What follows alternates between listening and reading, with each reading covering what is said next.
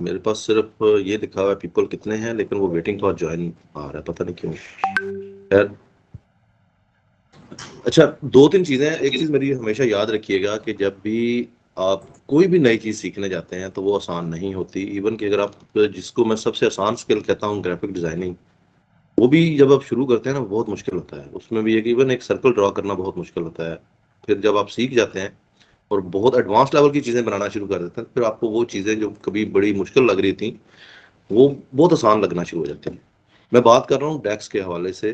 डेक्स के ऊपर आप लोगों के थोड़ा सा मैंने कमेंट्स पढ़े थे कि ये बहुत मुश्किल है। डेफिनेटली हर चीज मुश्किल होती है, आसान कुछ भी नहीं होता। मेहनत करनी पड़ती है, प्रैक्टिस करनी पड़ती है। डेक्स का ना सबसे अच्छा तरीका ये है, जिस तरह मैंने और इरफान ने क्या किया था कि हमने एक टाइप का डेक्स पकड़ लिया और उस सारे को डिस्कस कर दिया। अब एक टाइप का डेक्स पकड़ के डिस्कस करने का मकसद ये होता है कि वो आपस में कोरिलेट कर रहे होते हैं। जैसे डेट का है, तो डेट ग्रुप के अंदर जितने भी डेक्स आ रहे हैं वो सारे के सारे आप ले लें, आसान से शुरू करें, एक एक चीज को डिस्कस करते जाएं। आप मत कैलकुलेशन में पढ़ें, आप सिर्फ उसके सिंटैक्स को समझें। आप ये समझें कि अगर मैं डे का फार्मूला लिखूंगा और उसके अंदर मैं डेट कॉलम लिखूंगा तो मुझे रिजल्ट क्या मिलता है, ये आपको कॉन्सेप्ट क्लियर हो जाना चाहिए। इसी तरह से अगर मैं मंथ यूज करता हूं तो उससे क्या मिलेगा, अगर मैं ईओ मंथ यूज करता हूं तो उससे मुझे क्या मिलेगा। तो आपने या मुझे अगर डेट का जो डेट बनानी है मैनुअली तो वो किस तरह से बनाऊंगा, और डेट के फार्मूला के अंदर सिंटेक्स क्या होता है, पहले ईयर है, फिर मंथ है, फिर डे है। ये चीजें आप ना इस चीज के ऊपर सिर्फ फोकस रहे, आप एडवांस लेवल के डेक्स की तरफ देखें भी नहीं अभी फिलहाल। जब आप ये सीख जाएंगे फिर आप सम की तरफ चले जाएं, फिर आप कैलकुलेट की तरफ चले जाएं, फिर आप मैथमेटिकल जितने भी आपके हैं वो ले लें, लॉजिकल फंक्शंस को ले लें, स्टैटिस्टिकल फंक्शंस को ले लें। तो स्टेप बाय स्टेप इसी तरह लुकअप एंड रेफरेंस को ले लें, टेक्स्ट फंक्शंस को ले लें। स्टेप बाय स्टेप एक ग्रुप को पकड़ें, उसको अच्छी तरह से ज़हन नशीन करें, उसके बाद दूसरे ग्रुप की तरफ जाएं। तो आप कभी भी इसमें ना तो परेशान होंगे और ना ही बोर होंगे। और फिर दूसरी चीज ये है कि जब आप प्रैक्टिस कर रहे हो तो आप स्टक हो जाते हैं, एक एक जगह पे स्टक हो जाता है बंदा। अगर उस स्टक बंदे को अगले 10 मिनट के अंदर हेल्प मिल जाए तो फिर उसका मतलब यह है कि वो उसमें से निकल जाएगा। लेकिन अगर उसको 2 दिन बाद रिस्पॉन्स मिले या 2 दिन बाद वो क्वेश्चन करे तो फिर वो भूल चुका होता है कि मैं स्टक किस चीज के ऊपर हुआ था।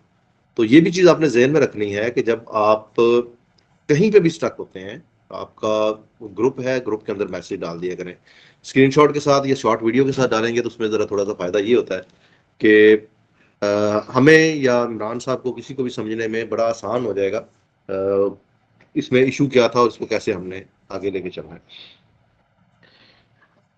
अच्छा, मुझे आप में से ना कोई वॉलंटियर चाहिए, 2 बंदे जो कि फ्री वाली ट्रेनिंग्स को करवाना चाह रहे हो। डेफिनेटली इनिशियली मैं ट्रेनिंग करवाऊंगा, आप लोगों ने सिर्फ देखना है ट्रेनिंग कैसे डिलीवर की जाती है। उसके बाद जब आप समझेंगे कि आप रेडी हो गए तो मैं इमरान साहब या इरफान साहब या वकार किसी एक को आप लोगों के साथ अटैच कर दूंगा और 2 बंदे मिलके कोई एक ट्रेनिंग डिलीवर करेंगे। मैंने आप लोगों को स्टार्ट में बताया था कि इस ट्रेनिंग का पर्पज आपको 20% रेडी करना नहीं है कि आपको स्किल सिखा दिया जाए और स्किल सिखाने के बाद आपको स्किल बेचने का तरीका सिखा दिया जाए, वो तो हम फ्री ट्रेनिंग में भी कर रहे होते हैं। इसमें आपको 100% तैयार करना है, आपका माइंडसेट बिल्ड करना है, आपके सॉफ्ट स्किल्स बिल्ड करने हैं, वो सारी सारी चीजें हमने साथ लेके चलनी है। तो आपकी जो कम्युनिकेशन है, आपका कॉन्फिडेंस है, आपका जो अपने स्किल के ऊपर अबूर है, वो उसी सूरत में आएगा जब आप दूसरों को सिखाने की तरफ जा रहे होंगे, जब आप ट्रेनिंग्स डिलीवर करना शुरू करेंगे। अच्छा, एक और चीज ये थी कि आप लोगों ने माशाल्लाह से सीक्वल में काफी अच्छी चीजें की हैं। क्यूरी लिखना मत छोड़िएगा, क्यूरी जो है ये बड़ी इंपॉर्टेंट होती है। एक पावर बीआई डेवलपर के लिए क्यूरी लिखना जो है सबसे इंपॉर्टेंट होता है। तो क्यूरी लिखना मत छोड़िएगा। आपके पास डेटाबेसेस हैं, डेटाबेसेस मजीद इमरान साहब आपको गाइड कर देंगे कहाँ कहाँ से हमने डेटा लेके आना है, किस तरह का डेटा लेके आना है। और उसके ऊपर भी आप क्यूरीज लिखें, जॉइंट्स के ऊपर लिखें, यूनियंस के साथ लिखें। उसके बाद फॉरेन की और प्राइमरी की का यूज करना सीखें। रिलेशनशिप डेफिनेटली हम बना सकते हैं पावर बीआई के अंदर, लेकिन उसको सीक्वल में भी यूज करना सीखें, क्योंकि क्लाइंट का पता नहीं है कि वो आपको आपसे काम किस तरह से लेगा। हो सकता है आपके पास उससे कोई अच्छा सोल्यूशन हो लेकिन क्लाइंट उसमें कंफर्टेबल ना हो। तो हमने चूंकि क्लाइंट की विश को लेके चलना होता है, हमें तो रिव्यू और पैसा उसने देना है। तो सोचने का काम उस पर छोड़ दें, जो बाकी करने के काम है हम वो हम कर लेंगे। एसएस आरएस ये बहुत इंपॉर्टेंट है। एसएसआरएस में पावर बीआई से पहले रिपोर्टिंग बहुत ज्यादा हुआ करती थी। इसका सबसे अच्छा और बेहतरीन फायदा ये था कि ये रिपोर्ट आप थ्रू ईमेल आगे लोगों को सेंड कर दिया करते थे। कि वो ग्राफ्स बने हुए हैं या वो मे बी लिंक्स उनको दे दिए जाते हैं कि जनाब इससे आप जाके अपनी रिपोर्ट एक्सेस कर लो, या आप वहाँ से स्क्रीनशॉट ले लेते हैं अपनी पावर पॉइंट की प्रेजेंटेशन में जाके सेंड कर देते हैं। तो ये सीखना इसलिए ज़रूरी है। अभी भी क्लाइंट आते हैं जो कहते हैं जी हमारी SSRS की रिपोर्ट्स वर्किंग नहीं कर रही या हमें डेवलप करवानी है, तो आप हमारी ज़रा रिपोर्ट्स के ऊपर आए और हमारे साथ इसके ऊपर काम करें। प्रैक्टिस बहुत ज़रूरी है। आप लोगों को इन चीज़ों के अंदर जो जितना भी बताया गया है वो सिर्फ 10% है, 90% और है। एक्सप्लोर करें, चीज़ों के अंदर घुसें, ज़्यादा से ज़्यादा इन चीज़ों के अंदर जाएं। आपने सिर्फ नोड यूज़ करने सीखे हैं कि कैसे डेटा को आप टेबुलर फॉर्म में ले जाते हैं या आप कैसे डेटा के ऊपर पाई चार्ट बना लेते हैं। आपने एक डेटा के ऊपर कोशिश करनी है कि एवरी एस्पेक्ट के ऊपर जाके आपने रिपोर्ट बनानी है। जैसे फॉर एग्जांपल हम GSS के ग्लोबल सुपर स्टोर के डेटा को ले लेते हैं, उसमें आपके सेगमेंट वाइज भी बन सकते हैं, उसमें कैटेगरी वाइज भी बन सकते हैं, डेट के फॉर्मेट के ऊपर बन सकते हैं, और बहुत सारे आपके पास ऐसे डायमेंशंस हैं जिनके ऊपर जाके आप कैलकुलेशन करके और जो रिपोर्ट्स हैं वो डेवलप कर सकते हैं। और ये आपने कोशिश करनी है कि जितनी मैक्सिमम रिपोर्ट्स आप बना सकते हैं वो बनाएं। हर एक में से गुजरे। आपको नहीं अंदाजा कि आपका क्लाइंट आपसे क्या मांगेगा। रेट इसका बहुत अच्छा मिलता है, $50 प्लस रेट मिलता है SSIS का, SSRS का और SSAS का। सुनने में नाम बड़े मजेदार है और करने में बहुत आसान है, लेकिन क्लाइंट का जो एक माइंडसेट होता है या आम आम बंदे का एक माइंडसेट होता है जो इसमें से गुजरा हुआ नहीं है, वो इसको बहुत मुश्किल समझता है। जब आप लोग इसके ऊपर काम करना शुरू करेंगे तो आपको लगेगा ये तो पावर BI से भी आसान है, कि बड़ा सिंपल ड्रैग एंड ड्रॉप है, कुछ भी नहीं कोडिंग करनी, कुछ भी नहीं क्यूरी लिखनी और बड़े आराम से हो गया। आज इमरान साहब मेरे ख्याल में SSIS स्टार्ट करेंगे। इंटीग्रेशन सर्विसेज जो है ये कभी भी खत्म नहीं होने वाली, ये तो हमेशा रहेंगी। इंटीग्रेशन सर्विसेज होती क्या है बेसिकली, जब आपने डेटा माइग्रेशन करनी है, आपने किसी एक सर्वर से, किसी एक डेटा वेयरहाउस से, किसी एक डेटाबेस से किसी दूसरी तरफ डेटा लेके जाना है और उसको स्केड्यूल कर देना है कि रोजाना की बुनियाद पे ही हो जाए, या आपने ईमेल स्केड्यूल करनी है कि आपका डेटा जो है वो रोजाना की बुनियाद पे इतने बजे उसकी ईमेल जो है वो शूट हो जाए, समरी बने, समरी अटैच हो जाए, या समरी जो है वो उसमें ईमेल बॉडी में लग जाए और उसके बाद वो ईमेल चली जाए। तो वो सारी की सारी चीजें हम इंटीग्रेशन सर्विसेज से कर रहे होते हैं। इसी तरह से एनालिसिस सर्विसेज है। एनालिसिस सर्विसेज के अंदर आप वही डेटा जो फ्लैट टेबल्स के अंदर है उसको आप समराइज करते हैं, उसके ऊपर मैट्रिक्स बनाते हैं, उसको मुख्तलिफ चीजें उसमें से आउटकम्स निकालते हैं, एक्शनेबल्स निकालते हैं और वो अपने क्लाइंट्स के साथ शेयर करते हैं। यहाँ पे गुड थिंग ये होती है कि रूल्स डिफाइन एक दफा करना होता है आपने, और उसके बाद सिंगल क्लिक के ऊपर वो सारी एग्जीक्यूशन हो जाती है। या आप स्केड्यूल भी कर सकते हैं। अगर आप स्केड्यूलिंग करते हैं, जॉब स्केड्यूल कर देते हैं, तो वो भी एक क्या कहते हैं, आपको आपकी बिहाफ पे आपका सिस्टम काम कर रहा होता है। उसको आप बता सकते हैं कि जब एरर आए तो मुझे ईमेल कर देना, उसको आप बता सकते हैं जब एरर आए तो इस तरह का एक नोटिफिकेशन दे देना, या इस जगह पे जाके उसको स्टॉप कर देना, रेड हाईलाइट कर देना, तो मुझे पता चल जाएगा कि मेरा सिस्टम के अंदर एक एरर आया।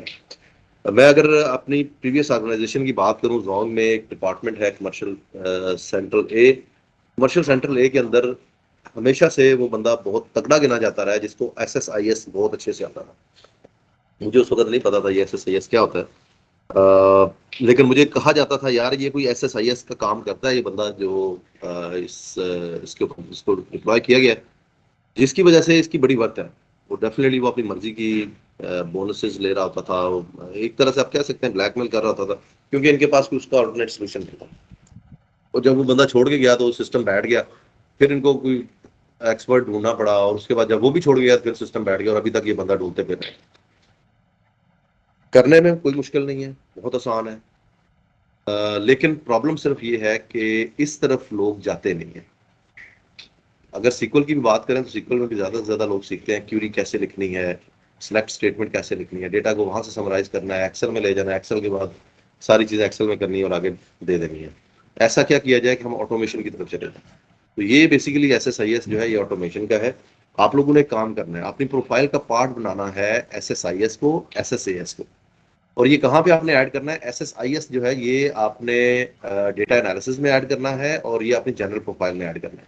और SSARS जो है ये आपने ऐड करना है विजुअलाइजेशन के अंदर। ये चीज ध्यान में रखिए, क्योंकि आपने दो कस्टमाइज प्रोफाइल्स भी बनाई है, स्पेशलाइज्ड जिसको कहते हैं, और एक आपकी जनरल प्रोफाइल है। तो जो स्पेशलाइज्ड प्रोफाइल्स हैं उनमें और जो आपकी जनरल प्रोफाइल है उसमें ये चीजें ऐड करना शुरू कर दें, और इनके जो कीवर्ड्स हैं वो आपने डिस्क्रिप्शन में भी लिखने हैं। मजीद आपको बेहतर अंदाजा होता जाएगा जैसे जैसे आप इसमें से गो थ्रू होंगे। अभी मैं इमरान साहब के हवाले करता हूँ ताकि वो ट्रेनिंग को आगे लेके चलें। कोई भी क्वेश्चन हो तो साथ साथ पूछते रहा करें, अगर यहाँ पे ना पूछ सकें तो ग्रुप में पूछ लिया करें। तो उसका सबसे मेन चीज ये होती है कि आप किसी जगह पे जाके स्टक नहीं होते। अगर आप किसी जगह पे स्टक हो गए तो आगे चलना मुश्किल हो जाएगा। दूसरी एक और चीज जो मैंने नोट की थी वो उसके ऊपर आपने खास तौर पे ख्याल रखना है, इसके अलावा कुछ तीसरी चीज की तरफ ध्यान नहीं देना। पावर बीआई सीक्वल इसके ऊपर रहना है, क्योंकि जब हम इस स्टेज पे पहुंचते हैं तो हमें पाइथन बड़ा अपील करता है, आर लैंग्वेज बड़ा अपील करता है यार, वो तो इससे भी बड़ी मजेदार चीज है। और जब आप यहां से जाके किसी दूसरी चीज की तरफ चले जाएंगे तो आपका ये सफर फिर वो भूल भुलैयों में चला जाएगा। आपको समझ नहीं आएगी अब मैं करूं क्या। आप किसी भी चीज में जाएंगे, इंटरमीडिएट लेवल तक जाएंगे, छोड़ के किसी नई चीज के अंदर घुस जाएंगे। क्योंकि ये जब बेसिक से इंटरमीडिएट तक आता है ना मतलब, तो ये बेसिक बड़ा आसान लगना शुरू हो जाता है, तो दूसरे का बेसिक भी फिर ऐसे ही आसान लगता है। आपने जब तक सीक्वल सर्वर को और पावर बीआई को मास्टर नहीं कर लेना, इसके ऊपर कोई जॉब्स नहीं ले लेनी, आपने पाइथन आर के बारे में सोचना भी नहीं है। आपने और किसी तरह की डेवलपमेंट के बारे में नहीं सोचना। यस, जब आप लोगों के पास कोई जॉब आ जाएगी, कोई हैंडसम अमाउंट आनी शुरू हो जाएगी अपवर्क से, तो फिर आप बेशक कुछ भी सीखें, कोई प्रॉब्लम नहीं है। आप क्लाउड सीख सकते हैं, आप सेल्स फोर्स सीख सकते हैं, आप अल्ट्रिक्स सीख सकते हैं, आप जीसीपी सीख सकते हैं, एडब्ल्यूएस सीख सकते हैं, एज़्योर सीख सकते हैं, कुछ भी सीख सकते हैं। लेकिन जब तक आप पैसे कमाने के काबिल नहीं होते, आपने अपने इन्हीं स्किल्स को मास्टर करते जाना है, इन स्किल्स के ऊपर फोकस करना है। जी इमरान साहब, प्लीज आप आगे इसको कंटिन्यू कर लें ट्रेनिंग को, और रिकॉर्डिंग जो है ये एट द एंड जो है सब लोगों के साथ शेयर कर दीजिएगा। जज़ाकल्लाह। थैंक यू सर गाइडेंस के लिए। अच्छा, यासिर भाई आप में है कोई सवाल पूछना चाह रहे हैं, मुझे लग रहा है माइक आपका ऑन हो रहा था। मुझे ये आवाज नहीं आई। सर से ये पूछना था कि SSRS और SSIS का मतलब काम ज्यादा यासिन भाई आपकी आवाज होता है मतलब पक्का, ड्रॉप हो रही है आपकी आवाज। या मतलब SSIS काम तो पक्का फाइबर पर ज्यादा होता है। आवाज नहीं आ रही सर, फुल पे रखा हुआ। अब आ रही है या? जी अब आ रही है, अब आ रही सर से सवाल करना था मुझे, SSIS और SSRS का काम आपका फाइबर पे ज्यादा होता है या बहुत कम काम होता है इसका? है। सर सुन रहे हैं कि बता दें। आवाज नहीं, आवाज आपकी आ गई है। सर अभी अच्छा, सर चलिए सर। इसमें ना इसमें ऐसा है यासिन के, जो सीक्वल रिलेटेड चीजें हैं, जो डेटाबेस के रिलेटेड चीजें हैं, ये फाइवर पे नहीं बिकती हैं। ये मेरी बात जहन में रखिएगा, ये फाइवर पे नहीं बिकती, ये बिकती हैं लिंक्डइन के ऊपर, ये बिकती हैं अपवर्क के ऊपर। ठीक है, तो फाइवर के ऊपर अगर आप गिग बना भी देंगे ना तो आपको ऑर्डर नहीं मिलेंगे, क्योंकि वहां पे ये क्लाइंट जाता ही नहीं है। उसको पता है कि इसके लिए एक्सपर्ट लोग चाहिए, और एक्सपर्ट लोग या तो बैठे हुए हैं लिंक्डइन के ऊपर और या बैठे हुए हैं ऑफर के ऊपर, फाइवर पे नहीं है। तो फाइवर के ऊपर इसकी गिग बनाने की बजाय आप ऐप शीट और इस तरह की चीजों की बना लें, क्योंकि वो फॉर द टाइम बीइंग है। थोड़े अरसे के बाद आप एज अ क्लाइंट वहां पे होंगे और आप एज अ फ्रीलांसर काम छोड़ चुके होंगे। लेकिन यस, अपवर्क के ऊपर इसकी हैंडसम अमाउंट मिलती है अगर आप इसके एक्सपर्ट हैं। इवन आपको जॉब भी मिल जाती है। सिर्फ डीबीए की जॉब नहीं मिलती, बाकी हर तरह की जॉब मिल जाती है। डीबीए का बंदा वो अपने ऑफिस में बिठाते हैं। अच्छा, आज जिस तरह का है सर ने कि हम इंशाल्लाह आज ट्रेनिंग शुरू करेंगे जो इनिशियल लेवल पे SSIS की। मैं आपको बताता हूँ कि SSIS आपने शुरू किस तरह करना है। एक मिनट, ये आपने सर्च में जाके जस्ट लिखना है माइक विजुअल स्टूडियो। मैं यहाँ पे लिख देता हूँ। सॉरी, मैं शेयरिंग नहीं ऑन की, मैं शेयरिंग करता हूँ। स्क्रीन, हाँ स्क्रीन शो नहीं हो रही। जी जी, मैं कर रहा हूँ। ठीक है, अब स्क्रीन शो हो रही है आपकी?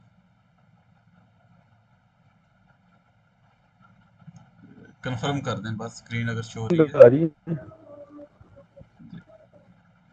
जी सर, हो रही है मतलब शो। ब्लैंक, अभी बिल्कुल ब्लैंक। ब्लैंक आ रही है। अच्छा, आपने सर्च में लिखना है विजुअल स्टूडियो। आप जैसे विजुअल स्टूडियो लिखेंगे, मेरे पास 2022 है, आपके पास 2008 भी हो सकता है, जो आपने इंस्टॉल किया होगा वही वर्जन होगा। जस्ट इसके ऊपर क्लिक करें, आप देखेंगे आपके पास ये विजुअल स्टूडियो ओपन हो जाएगा। एक मिनट, दूसरी स्क्रीन में चला गया, ये आपके पास आ गया। अब यहाँ पे आपके पास जब विजुअल स्टूडियो आ गया, अब यहाँ पे आप करेंगे कंटिन्यू विदाउट कोड के ऊपर। ये स्क्रीन आ गई आपके पास।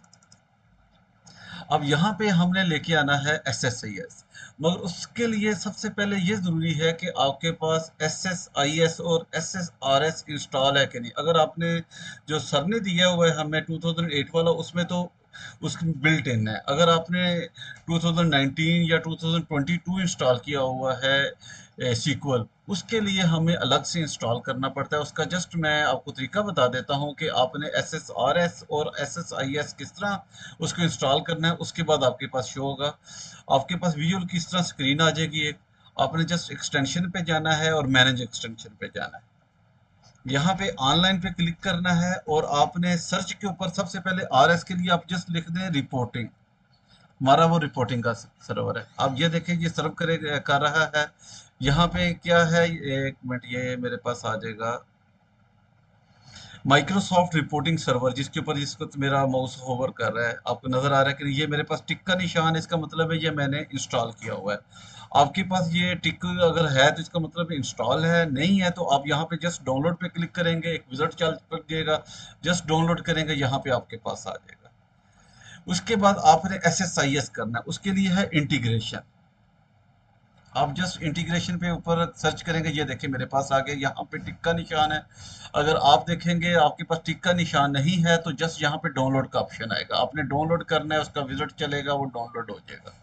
ये चीज़ आपने मेक श्योर करनी है। अगर ये दो चीज़ नहीं होंगी तो आपके विजुअल स्टूडियो में ना आप SSRS यूज़ कर सकेंगे, ना ही SSIS यूज़ कर सकेंगे।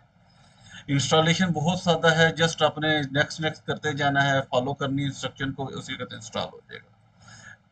इस चीज़ को मेक श्योर करने के बाद कि आपका SSIS इंस्टॉल है, तो हम यहाँ पे आएंगे, फाइल में जाएंगे और न्यू में क्लिक करेंगे। ये हमारे एक्चुअली प्रोजेक्ट होते हैं, जो भी हम SSIS है या SSRS है, ये हमारे प्रोजेक्ट होते हैं। प्रोजेक्ट पे क्लिक करेंगे। अब हमसे वो पूछ रहा है कौन सा प्रोजेक्ट करना है। हमने जो सर्च में लिखा, मैंने इंटीग्रेशन कह दिया। अब ये देखें मेरे पास इंटीग्रेशन का यहाँ पे ऑप्शन आ जाएगा, ये इंटीग्रेशन सर्विसेज रिपोर्ट का, ये देखिए मेरे पास ऑप्शन आ गया। जस्ट इसको मैंने डबल क्लिक कर दिया, ये मेरे पास आ गया प्रोजेक्ट। ये पूछ रहा है इसका नाम क्या रखना चाहते हैं, मैं लिख देता हूँ माई फर्स्ट SSIS, मैंने इसका नाम रख दिया। इस प्रोजेक्ट का नाम है, ये एज ए प्रोजेक्ट आपके पास सेव होगा। बेशक आप इसको सी में करना चाहते हैं या किसी और ड्राइव में, आप जस्ट प्रोजेक्ट का एक फोल्डर बना लें, उसमें भी आप रख सकते हैं। आप इसको कर देंगे कि आप क्रिएट, ये आपके पास प्रोजेक्ट क्रिएट हो जाएगा। ये दूसरी स्क्रीन में हो रहा है, ये आपके पास प्रोजेक्ट आपके पास शो हो रहा होगा, ये इस तरह की शक्ल में आपके पास। यहाँ पे आप देखेंगे ये जो इन्वायरमेंट हमारे पास आया है, ये SSIS का है। इस इन्वायरमेंट में आप देखेंगे राइट साइड पे हमारे पास सोल्यूशन एक्सप्लोरर है। यहाँ पे एक्चुअली हमारी SSIS की जो बाय डिफ़ॉल्ट कुछ इसने पैकेजेस और रिपोर्ट्स ने बनाई हुई, जैसे ये SIS पैकेजेस है, ये हमारे पास बाय डिफ़ॉल्ट इसने बना दिया। उसके बाद यहाँ पे आप लेफ्ट साइड पे देखेंगे SIS टूल किट हमारे पास आ रही है। ये टूल किट का हमारा बहुत ज़्यादा इस्तेमाल है, इस चीज़ को हमने समझना है। अब SIS के अंदर हमारे पास आपने यहाँ पे देखना है, ये ब्लैंक स्क्रीन है, मगर आप यहाँ पे टैब देखेंगे, कंट्रोल फ्लो है, data flow, parameter, even handler है और पैकेज एक्सप्लोरर है। हमारा सबसे पहले आपने इस चीज़ को समझना है कि जिस तरह SIS के अंदर हमने बताया गया है कि किसी भी चीज़ को हमने ऑटोमेट करना है। ऑटोमेशन से क्या मुराद होती है कि हमने एक सीक्वेंस या एक ऐसी क्वेरी चला देनी है इसके अंदर ही, जो हम चाहते हैं कि हमारी कोई फ्लैट फाइल है, फ्लैट फाइल जैसे यानी CSV की फॉर्मेट में है या एक्सेल की फॉर्मेट में है, वो उसको आपने अपने सर्वर पे अपलोड करना है। यहाँ पे आप उसका जस्ट एक पैकेज बनाएंगे, वो सर्वर पे अपलोड हो जाएगी। या आपके सर्वर के अंदर डाटा है, आप इस तरह का काम चाहते हैं कि सर्वर से डाटा डाउनलोड हो और आपके पास एक्सेल की या CSV की फॉर्मेट में आउटपुट उसकी आ जाए आपके पास।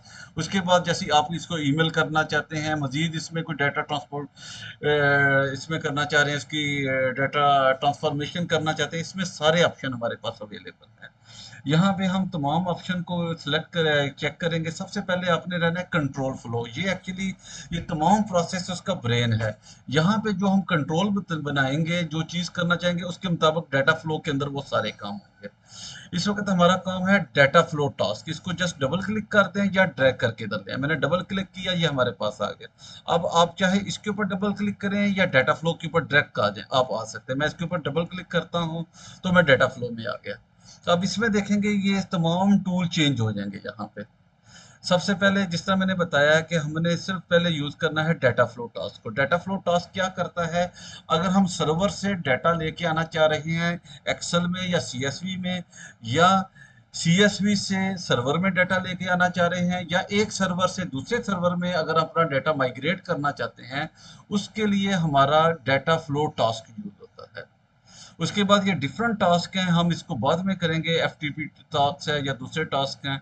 मगर यहाँ पे जो टास्क होगा उसके मुताबिक हमारा डाटा फ्लो अपडेट हो जाएगा। यहाँ पे अभी हमने टास्क किया है डाटा फ्लो का। डाटा फ्लो का यही जैसे कंसेप्ट आपको बता दिया कि अब हम इसकी मदद से डाटा फ्लो करेंगे सर्वर से, पहले सीएसवी से सर्वर की तरफ, फिर सर्वर से हम एक एक्सेल की फाइल की तरफ करेंगे।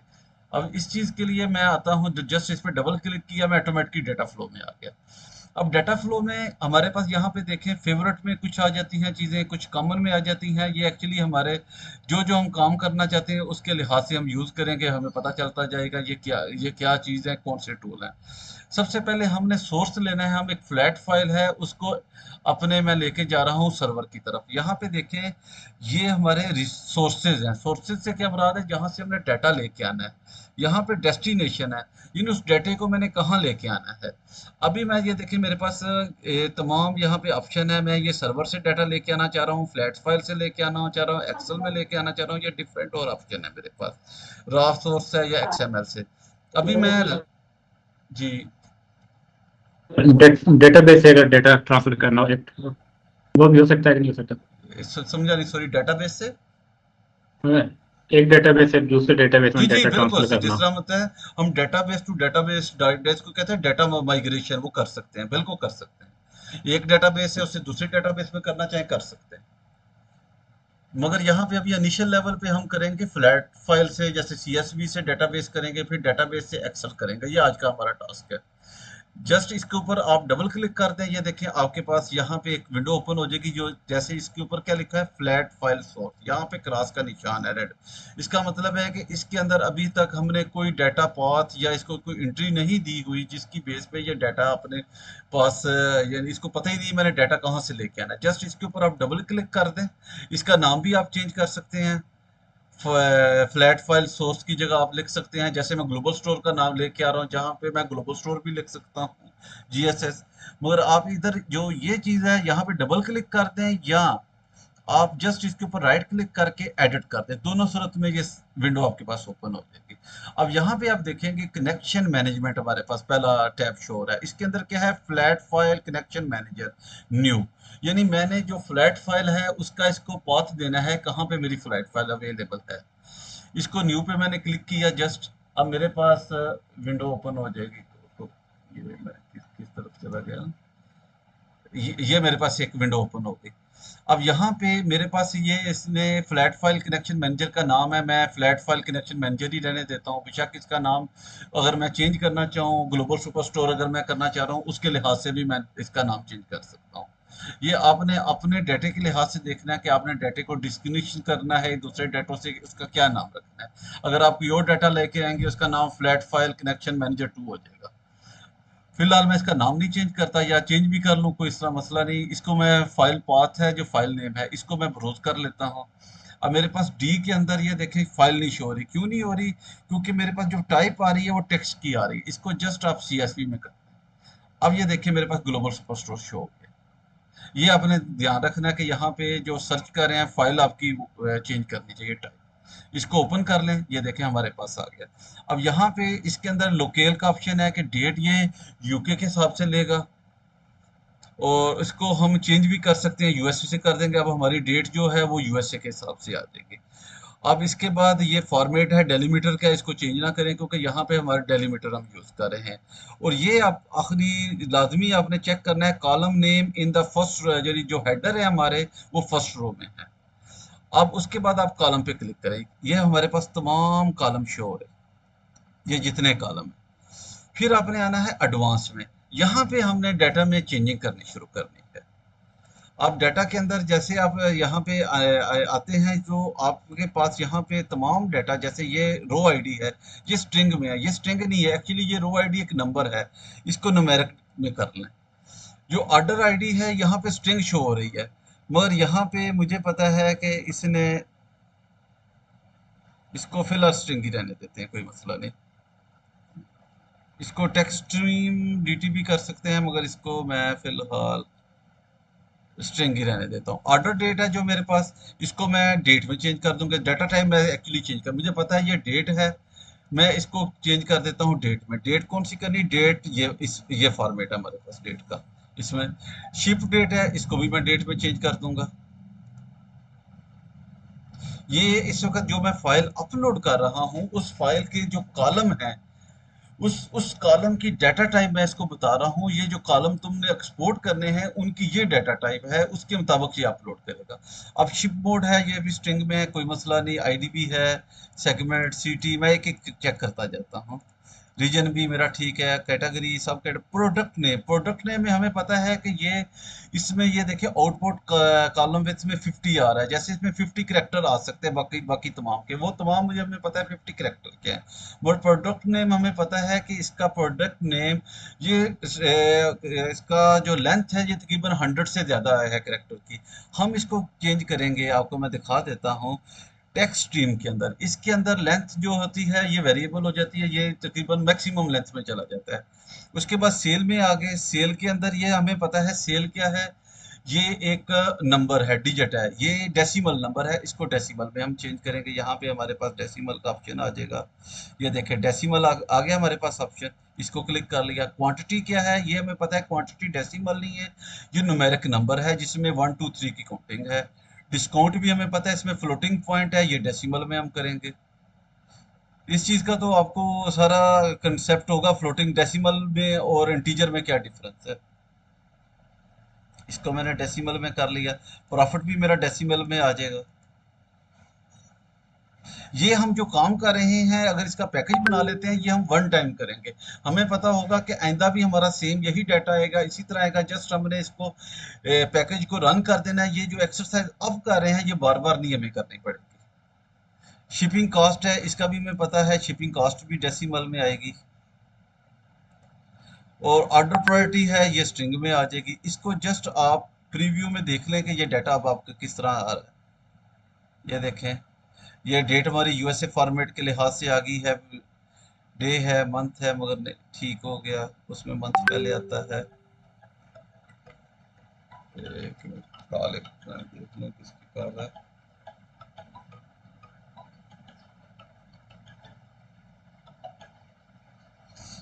अच्छा, यहाँ पे हमारा डाटा प्रीव्यू हमने देख लिया, डाटा हमारा ठीक है, कोई किसी किस्म का मसला नहीं। इसको जस्ट आप ओके कर दें। ये हमारी इसके बाद क्या हो गया है, ये हमारा जो फाइल सोर्स फाइल है उसको हमने लिंक कर दिया। इसको जस्ट आप ओके कर दें। इसको मैं दोबारा क्लिक करता हूँ, एक दफ़ा प्रीव्यू कर लिया, ये हमारी सोर्स फाइल बन चुकी है, आ गई है इसके अंदर। इसको अब इसको हमने लेके जाना है अपने डेटाबेस में लेके जाना है। इसका मतलब है ये मैं सोर्स लेके आऊँ, डेटाबेस मेरा कहाँ पे होना चाहिए, डेस्टिनेशन में। आप देखें मेरे सोर्स में भी डेटाबेस है, मगर ये मैं डेटाबेस लूंगा, ये दो सोर्स हो जाएंगे। ये सोर्स से सोर्स में डाटा जाएगा, वो आगे किसी और का सोर्स बन जाएगा, उसका हमें फायदा नहीं। हमें ये जाएंगे डेस्टिनेशन में, यहाँ पे ये देखिए हमारे पास OLEDB, ये हमारा सीक्वल का डेटाबेस होता है। इसको जस्ट यहाँ पे ड्रैग करके ले आए या डबल क्लिक करेंगे, वो भी आ जाएगा। अब हमारे पास यहाँ पे देखिए ये एरो बना हुआ है, जो ब्लू एरो है, इसको जस्ट ड्रैग करना है, इसके साथ कनेक्ट कहीं भी कर दें। इसका मतलब है सोर्स फाइल ने जाना है डेस्टिनेशन पे। अब ये देखिए सोर्स फाइल के साथ हमारा कोई किसी किस्म का क्रॉस नहीं, इसका मतलब है इसके अंदर हमने तमाम इसका डाटा ओके कर दिया, अब इसमें कोई एरर नहीं, मगर यहाँ पे एरर आ रहा है। अब इस एरर को चेक करना है, जस्ट राइट क्लिक करें, एडिट करें। अब ये देखिए सबसे पहले ये मुझे पूछ रहा है कि मेरा डेटाबेस कौन सा है। अब यहाँ पे या तो हमारा डेटाबेस का हमें नाम पता हो, अगर नाम नहीं पता आप जस्ट अपना डेटाबेस ओपन कर लें। जैसे ये मेरे पास ओपन है डेटाबेस। आप यहाँ पे चले जाएं, ये अपने सर्वर के नाम पे कनेक्शन पे, ये देखिए सर्वर नेम आ रहा है, जस्ट इसको कॉपी कर लें आप। या आपको ज़बानी याद है तो वो लिख लें जो आपने नाम अपना रखा हुआ है। जैसे मेरे है डेस्कटॉप H33 ये नाम लिखा हुआ है, इसको मैंने कॉपी किया, यहाँ पे आके मैं जस्ट इसको पेस्ट कर देता हूँ।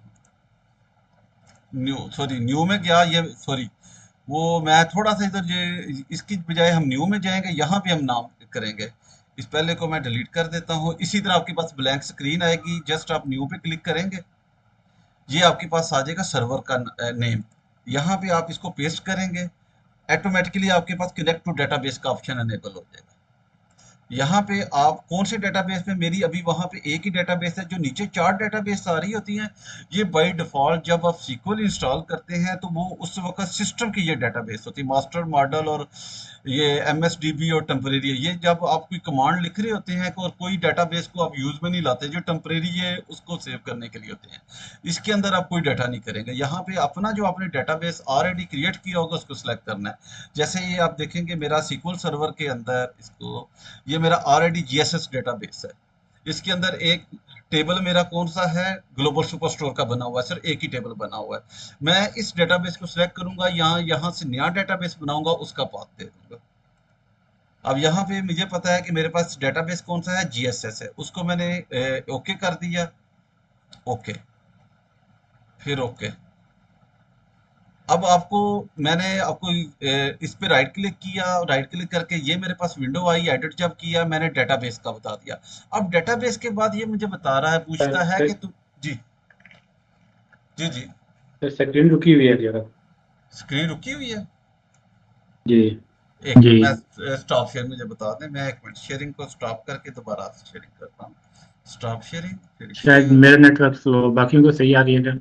एक मिनट मैं दोबारा कर लेता हूँ, कोई मसला नहीं। ये शेयर कर दिया दोबारा। ये अभी स्क्रीन शो हो रही है मेरी, ये बता दें।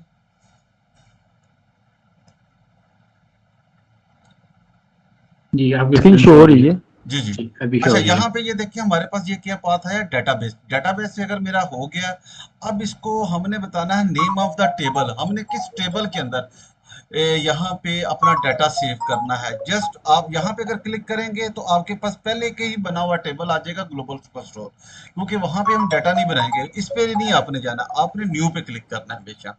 न्यू के अंदर ये ऑटोमेटिकली एक क्यूरी क्रिएट कर लिया इसने। अच्छा ये क्यूरी में क्या है, क्रिएट टेबल, टेबल क्रिएट हो गया। और ये किसी का माइक आना है, कॉल आ रही है। इमरान भाई, ये क्वेश्चन था, इसमें ना टेबल और व्यू भी आ रहा है, वो थोड़ा सा बता दें कि अच्छा टेबल और व्यू, टेबल और व्यू ये दो ऑप्शन है। अगर इनमें से अगर आप टेबल और व्यू को क्लिक करते हैं, कुछ भी नहीं होता, जस्ट ये एक एक रो को ऐड करता जाएगा और उसको वेरीफाई करता जाएगा। अगर टेबल और व्यू को फास्ट लोड करेंगे, ये बल्क एंट्री के लिए होता है कि ये जितनी भी एंट्री हैं एक दफा ही सारी तमाम कर देगा, उनको वेरीफाई नहीं करेगा। ये फास्ट लोड के लिए होता है। और ये होता है वेरिएबल नेम। ये वेरिएबल नेम हम बाद में करेंगे। हमने कोई टास्क इस तरह करने होते हैं जिनको आगे हमने जब इनको ऑटोमेशन करना होता है, यहाँ पे हम वेरिएबल क्रिएट करेंगे। यहाँ पे हमारे पास जिस तरह डेटाबेस में या किसी लैंग्वेज में वेरिएबल क्रिएट करके आगे उसकी वैल्यू देते हैं, तुमने ये टास्क करना है, ये उसके लिए एक्चुअली हमने कोई भी वेरिएबल क्रिएट भी नहीं किए और उस तरफ नहीं आए। यहाँ पे फास्ट लोड पे भी हम जा सकते हैं और इस पे भी जा सकते हैं, दोनों ऑप्शन है। फिलहाल मैं इसी पे जाता हूँ ताकि मेरी एक एक लाइन हो, मगर ये दो ऑप्शन अभी यूज कर सकते हैं, बकाया ऑप्शन नहीं हम यूज कर सकते अभी। उसके लिए हमें वेरिएबल को क्रिएट करना पड़ेगा। अच्छा यहाँ पे ये देखें नेम ऑफ टेबल और व्यू, इसको मैं न्यू करूंगा। ये ऑटोमेटिकली इसने क्यूरी लिख दी और इसने कहा create table OLE DB destination. अब इस टेबल का मैं नाम चेंज करना है, जो नाम यहाँ पे मैं रखूंगा वही नाम पे मेरा SSMS के अंदर जो डेटाबेस में डाटा, अब यहाँ पे नाम है, मैं SSIS कर रहा हूँ, उसके जरिए SSIS मैं कर देता हूँ ट्रेनिंग के नाम। ये इस नाम का मेरा टेबल होगा। उस टेबल के अंदर ये तमाम मेरे कॉलम वहां पे चलेंगे। हर कॉलम को इसने खुद ही कर दिया। जैसे मैंने प्रोडक्ट नेम को वेरी किया था, इसने क्या किया, वेरिएबल कैरेक्टर मैक्सिमम कर दिया। बाकी तमाम को क्या किया, वेरिएबल कैरेक्टर 50-50-50 इसने उसकी लेंथ दे दी है। और इसको आप जस्ट ओके कर देंगे। इसके बाद ये देखिए आपका डेटाबेस है, जो टेबल आपका बन गया। टेबल क्या है, SSIS ट्रेनिंग का। और इसके अंदर आप मैपिंग में चले जाएं। मैपिंग में क्या शो कर रहा है कि जो आप डाटा लोड कर लेके आए हैं, जैसे मैंने डाटा लेके आया हूँ, रो आईडी, शिप आईडी, ये मेरा जो डाटा आया है CSV से लेके आया, उसके मुताबिक ये डाटा मेरा जो SQL में डेटाबेस के जो बन रहे हैं कॉलम, ये आपस में सेम है कि नहीं, ये देखिए हमें हर चीज हमें शो कर रहा है। प्रोडक्ट नेम इधर भी है, ये तमाम हमने जस्ट इसको एक दफा देख लेना है कि मैपिंग के अंदर मैप है कि नहीं। ये एरर आउटपुट है, इसको बाद में कर लेंगे। ये एरर आउटपुट होता है कि कोई एरर होता है तो तुमने क्या रिस्पॉन्स करना है, इग्नोर करना है या उसको रिडायरेक्ट करना है या फेल कर देना है। इसके अंदर जब एरर आएंगे फिर इसके ऊपर हम काम करेंगे।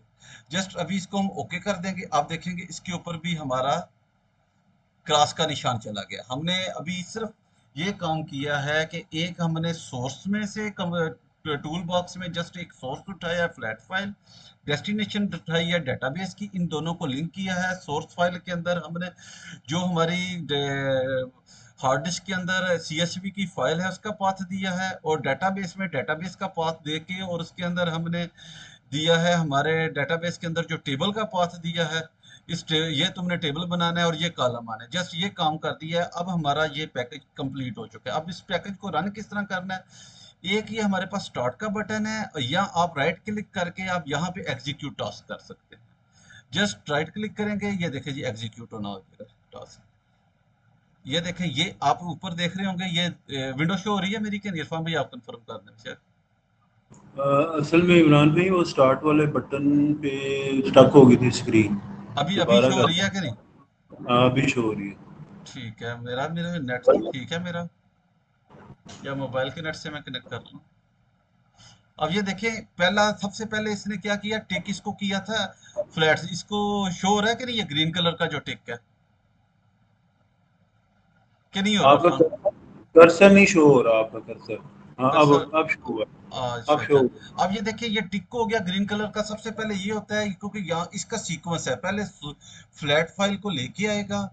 उसको जब फ्लैट फाइल को लेके आया है SSIS के अंदर, उसके मुताबिक उसने फ्लैट फाइल को आगे अपने डेस्टिनेशन पे लेके आएगा। फिर उसके बाद डेस्टिनेशन का प्रोसेस शुरू हुआ है, वो उसके अंदर कोई एरर होगा तो यहाँ पे क्रॉस हो जाएगा और आपके पास यहाँ पे नीचे एरर आ जाएगा, और आपने फिर देखना है कि एरर क्या आया। अगर कोई एरर नहीं है तो आपका जस्ट ये पैकेज रन हो चुका है। अब इस चीज को हम वेरीफाई कैसे करेंगे, ये मैं डेटाबेस में आया, अभी जस्ट आपने कंफर्म करना है अगर डेटाबेस की आपके पास ये मेरी स्क्रीन विजिबल जैसे हो जाए। अरफान भी हो रही है मेरी डेटाबेस की स्क्रीन विजिबल? मैंने जी कर ली। इमरान भाई अब हो यहाँ रही पे है। देखें, ग्लोबल स्टूडियो में क्या मौजूद है, एक ही सिर्फ टेबल नजर आ रहा है ग्लोबल सुपरस्टोर का, दूसरा नहीं आ रहा। जस्ट इसके ऊपर राइट क्लिक करें और रिफ्रेश कर दें। जैसे मैंने रिफ्रेश किया और यहाँ पे मैं टेबल पे गया, अब मेरे पास SSIS ट्रेनिंग का आ गया टेबल। इसके ऊपर राइट क्लिक करूंगा, सिलेक्ट टॉप 1000 रो की, ये देखें जी मेरा डेटाबेस फ्लैट फाइल से जिसको मैं मैनेजमेंट स्टूडियो से लेके आ रहा था, वो अब मेरा इसके थ्रू आ गया है, जिसे कहते हैं SSIS के थ्रू। अब मैं यहाँ से दोबारा SIS में जाता हूँ। एक और चीज सिर्फ मैं आपको इसको ऐड कर देता हूँ। अब यहाँ पे आप कोई भी चेंजिंग इस वक्त करना चाहेंगे, आप देखेंगे यहाँ पे सारे के सारे ये सोर्स या कोई चेंजिंग करते हैं इसके ऊपर, वो नहीं होगी। जैसे मैं इसको डबल क्लिक करता हूँ, ये मुझे एरर दे देता है। वो क्यों नहीं होता, जब तक एक पैकेज रन हो चुका है उस पैकेज को बाद में आपने स्टॉप करना होता है। ये स्टॉप का, ये देखिए ये रेड निशान है, नजर आ रहा है कि नहीं, ये मेरा माउस इधर हाँ भी नजर आ रहा है माउस, ये रेड जो टूल बार में मैं शो कर रहा हूँ। जी आ रहा है। इसको जस्ट स्टॉप करेंगे, आप देखेंगे आप पुरानी विंडो में दाखिल हो गए हैं। अब फर्ज करें आप फ्लैट फाइल के अंदर आप कोई डाटा टाइप है, उसको डाटा टाइप को चेंज करना भूल गए और यहाँ पे आपको एरर दे देता है। उस एरर को हल कैसे करना है आपने, उस एरर के अंदर ये देखें, आप यहाँ पे कॉमन में आए, जैसे ये एग्रीगेशन है, ये कंडीशन स्प्लिट है, यहाँ पे एक आपको ये टूल नजर आ रहा है डाटा कन्वर्जन, इसको डबल क्लिक करते हैं। अब ये डाटा कन्वर्जन को ले आए, इसको जस्ट इस कनेक्शन को जो मेरा पहले बना हुआ था इसको मैंने डिलीट कर दिया, इसको इधर लेके आया। अब जो फ्लैट फाइल है इसको पकड़ के मैंने डाटा कन्वर्जन के साथ कर दिया और डाटा कन्वर्जन को पकड़ के डेटाबेस में। अब क्या होगा, पहले मेरा सोर्स में डाटा उठेगा, उसके बाद ये मैं अगर कोई डाटा टाइप चेंज करता हूँ वो डाटा टाइप चेंज होगी, उसके बाद वो उसके अंदर आएगी, डेस्टिनेशन में आएगी। सेम इसी तरह हम कोई लुकअप करना चाह रहे हैं, दो तीन मुख्तलिफ सोर्स हैं, इस सोर्स में उस सोर्स में हम लुकअप को यूज कर सकते हैं, मर्ज को यूज कर सकते हैं, ये मुख्तलिफ चीजें हैं जो हम यूज करेंगे। अभी क्योंकि हमारा ये स्टार्टिंग है, मैं जस्ट डाटा कन्वर्जन आपको शो कर देता हूँ ये किस तरह काम करता है। इसको डबल क्लिक करते हैं, ये आपके पास ओपन हो जाएगा। अब किसी भी डाटा की आप टाइप चेंज करना चाह रहे हैं, फर्ज करें कि मैंने चेंज करनी है, प्रोडक्ट नेम की टाइप चेंज करनी है। इसको मैं क्लिक करूंगा, ये मेरे पास नीचे शो हो जाएगा। इसकी टाइप क्या है, डाटा स्ट्रीम। इसको मैं जस्ट डाटा स्ट्रीम से फिर स्ट्रिंग कर देता हूँ, सिर्फ आपको शो करने के लिए एक एरर क्रिएट कर रहा हूँ, ताकि आपको पता चले ये एरर किस तरह क्रिएट होता है। इसको मैंने क्या किया है, स्ट्रीम से स्ट्रिंग कर दिया। ये स्क्रीन शो हो रही है मेरी कि नहीं? जी हो रही है मैम। ठीक है, इसको मैंने ओके कर दिया। अब ये मेरी दोबारा स्क्रीन पहले वाली शो हो गई है कि नहीं?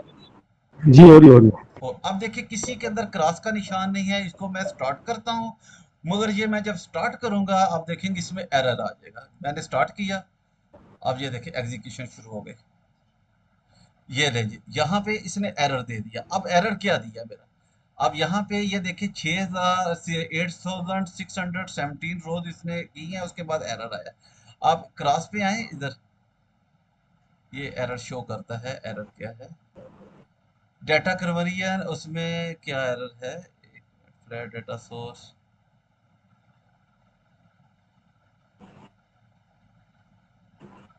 एक मिनट, यहाँ पे पहले एरर बता देता था, कोई मसला नहीं। यहाँ पे ये कहता है जी package execution completed with error, click to switch to design mode और select stop debug from the debug mode. अब एक मिनट, मैं इसको प्रोग्रेस में जाके इसका डाटा निकाल लेता हूँ, कोई मसला नहीं। यहाँ पे भी आ जाता है। इसमें ये देखें, ये एरर आ रहा है मेरे पास प्रोग्रेस में। प्रोडक्ट नेम का ये बता रहा है, ये क्या कह रहा है, data conversion error, data conversion fail why converting column product name to column copy of product name, the conveyor returns the status value for and text। यानी इसने मुझे बता दिया है कि इसका डाटा कन्वर्ट नहीं हुआ। अब एक और छोटी सी मैं मिस्टेक कर गया था, वो मैं आपको बता देता हूँ मेरे क्या मिस्टेक हुई थी। एक और मैं, जैसे मैंने ये डाटा कन्वर्ट कर दिया था, उसके बाद मैंने डेस्टिनेशन में आना था। इसको मैं स्टॉप करता हूँ, मैं दोबारा रन करूंगा। जो आप डाटा कन्वर्ट करते हैं, आप उसका देखें, इस डाटे को जब कन्वर्ट किया, इनपुट कॉलम क्या दिया डाटा कन्वर्ट को, प्रोडक्ट नेम। और इसने डाटा कन्वर्ट करके आउटपुट कॉलम क्या बनाया, copy of the product name कर दिया। एक्चुअली इसने इस डाटे को चेंज ही नहीं इससे हुआ, जिसका इसने एरर दिया, क्योंकि लेंथ क्या है 50 है और यहाँ पे लेंथ 50 से ज्यादा है। मगर जब आप कोई डाटे को कन्वर्ट करते हैं, उसके बाद आपने अपनी आउटपुट को लाजमी बताना होता है कि तुमने उसकी जगह ये डाटा लेके आना है। वो कैसे करते हैं, मैपिंग में आप जाते हैं, मैं प्रोडक्ट नेम में आता हूँ, ये प्रोडक्ट नेम है। इसको आप क्लिक करेंगे, पहले कौन सा कॉलम ये ले रहा था, प्रोडक्ट नेम, फिर मैं कॉपी ऑफ प्रोडक्ट नेम करूंगा। इसका क्या मतलब है कि जो मेरा डाटा कन्वर्ट होके अब आ रहा है कॉपी, जो मेरा नया कॉलम बना है जिसका डाटा टाइप, अब वो कॉलम इसके साथ मैप हो गया। ये मेरा इनपुट कॉलम, अब इसकी आउटपुट बनेगी। मैंने इनपुट कॉलम का नाम अगर डाटा टाइप चेंज कर दी है, उसके बाद वो लाजमी यहाँ पे देना है। वह इस कंसेप्ट की समझ आई है कि नहीं? इरफान भाई आप कंफर्म करते हैं, आपको समझ आई मैं जो कहना चाह रहा हूँ? जी जी इमरान भाई आ रही है। हाँ, क्योंकि हमने डाटा टाइप जो चेंज किया है, जो डाटा टाइप, वो डाटा टाइप जो चेंज होती है उसके अंदर वो सेम कॉलम को नहीं चेंज करता, वो उसकी डाटा टाइप चेंज करके एक नया कॉलम क्रिएट कर देता है। वो जो नया कॉलम क्रिएट होता है, हमने आउटपुट में ये बताना है ये नया कॉलम है, इसको तुमने सीक्वल के आउटपुट के साथ मैच कर देना है, बस ये हम कर रहे होते हैं। इसको मैं कैंसिल कर देता हूँ। अच्छा, ये एक तो एक्सरसाइज हमारी होगी, इस चीज को मैं भी डिलीट कर देता हूँ कि हमने डाटा सोर्स से लिया और उसको सीक्वल में ले आए। अब हम नेक्स्ट प्रैक्टिस जो करेंगे वो ये करेंगे कि हम अपना डाटा सीक्वल में मौजूद है, इसको लेके जाएंगे एक्सेल के अंदर, वो भी SIS के अंदर रहते हुए। वो किस तरह लेके जाएंगे, जैसे मैं देख लूँ। अच्छा, इसके लिए आपने जस्ट यही सेम पैकेज है, इसके अंदर आप रहें, ये तमाम डिलीट कर दें। अब मेरी इनपुट सोर्स क्या होगी, कोई मुझे कंफर्म कर देगा इम्तियाज भाई? अब मैं बताएं, मैं आप सीक्वल से लेके डाटा लेके आना चाह रहा हूँ एक्सेल के अंदर। अब यहाँ पे मेरी जो सोर्स है वो क्या होगी, बेशक माइक ऑन करके बता दें क्योंकि मैं मैसेज नहीं देख पा रहा। OLE database source. OLE database, इसको जस्ट, अब ये मेरा सोर्स बन गया। और मेरी डेस्टिनेशन क्या होगी, यहाँ पे मैं इसको किस में लेके जाना, फ्लैट फाइल में लेके जाऊंगा या एक्सेल में लेके जाऊंगा। मैं फिलहाल एक्सेल में ले जाता हूँ, इसके अंदर भी लेके जा सकता हूँ, या किसी और डेटाबेस में भी, अगर मेरे पास दो डेटाबेस हो मैं दूसरे डेटाबेस में भी लेके जा सकता हूँ। सोर्स ऑफ इसमें किसकी सर्वर होगा जी जो टेबल मैं ख्याल आवाज आपकी आ नहीं रही।